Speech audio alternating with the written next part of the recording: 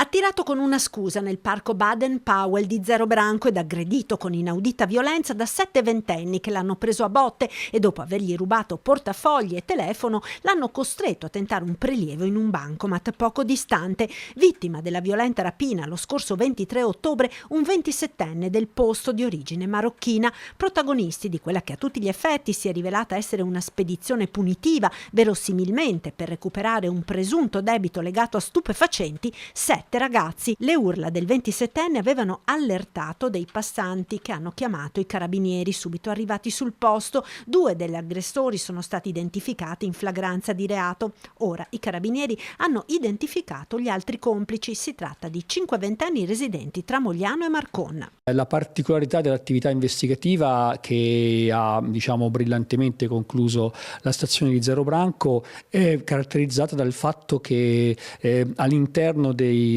telefoni dei 2 indagati sono state trovate delle chat, in particolare una dove l'aggressione era stata pianificata fino nei minimi particolari, e questo ci ha consentito di arrivare agli altri 5 giovani, nei confronti del quale il GIP, su richiesta della procura, ha emesso 5 provvedimenti di obbligo di dimora con la prescrizione di non uscire di casa dalle 22 alle 07. Il 27enne aggredito è stato medicato al pronto soccorso, ha riportato lesioni con una prognosi di una decina di giorni. Alla fine i rapinatori non sono nemmeno riusciti a rubargli i soldi che volevano prelevarsi al bancomat. Per fortuna la vittima ha sbagliato il codice, quindi grazie a questo suo comportamento è riuscito a far sì che il reato non si consumasse in maniera completa, ed è riuscito anche attraverso le sue grida e la sua richiesta d'aiuto ad attirare l'attenzione dei carabinieri, che sono prontamente intervenuti.